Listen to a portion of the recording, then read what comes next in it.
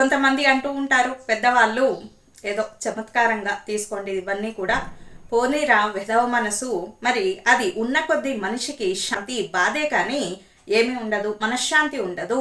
మరి చాలా ఎక్కువ మానవీయ కోణం ఉన్నవారికి ఈ మనసు, ఈ విధవ మనసు ఉన్నవారికి అసలు సుఖం శాంతి అనేది ఉండదు. నన్ను అడిగితే ఈ లోకానికే హృదయం లేదంటాను అని కొంతమంది చమత్కారంగా అంటూ ఉంటారు. నిజమే, కొన్ని సందర్భాల్లో చూస్తుంటే అసలు ఈ లోకానికి హృదయం ఉందా, ముందు మనకు హృదయం ఉందా లేదా అని అనుమానం కలుగుతూ ఉంటుంది. ఇలా అనుమానం కలగకుండా ఉండాలి అంటే మంచి దైవ భక్తి, క్రమశిక్షణ కలిగినటువంటి జీవన విధానము, ఎవరిని అనవసరంగా విమర్శించకపోవడము. మీ జోలికి వస్తే తప్ప ఎవరిని విమర్శించకూడదు, ఒకవేళ జోలికి వస్తే అంత చూసే తీరాలి. అటువంటి జీవన విధానము.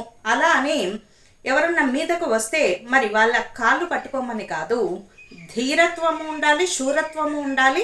ఆ యుద్ధం అయిపోయిన తర్వాత తిరిగి సౌమ్యత్వము, అలా ఆ మనస్సును నియంత్రించుకోవాలి. ఏ సందర్భంలో ఎలా ఉండాలో అలా నియంత్రించుకుంటే ఖచ్చితంగా విశ్వ విజేతలుగా ఎదిగేటటువంటి అవకాశం దాదాపుగా ఎక్కువనే చెప్పాలి.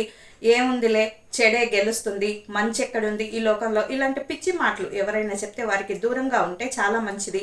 మన మిత్రులను బట్టి మనము ఏ స్థాయి మనుషులమో, మన మనస్తత్వం ఏమిటో ఇట్టే గ్రహించవచ్చు. కాబట్టి ఈరోజు సూక్తి మంచి మాట ఏమిటి అంటే, పిచ్చి మాటలకి మరి పనికిరాని అలవాట్లకు దూరంగా ఉంటే చాలా మంచిది. కొంతమంది అంటారు మాకన్ని వ్యసనాలు ఉన్నాయండి, మేము చాలా బాగున్నామండి. ఆగండి, ఆ వ్యసనాలు, ఆ చెడు అలవాట్లు ఒక్క క్షణంలో తారుమారు చేయగలడు భగవంతుడు. కాబట్టి ఎప్పుడు కూడా పొంగకురా కుంగేవు అని సామెత చెందాన ఎప్పుడు కూడా చెడుకు దూరంగా ఉంటే చాలా మంచిది. ఇది చెప్పదగినటువంటి సూచన.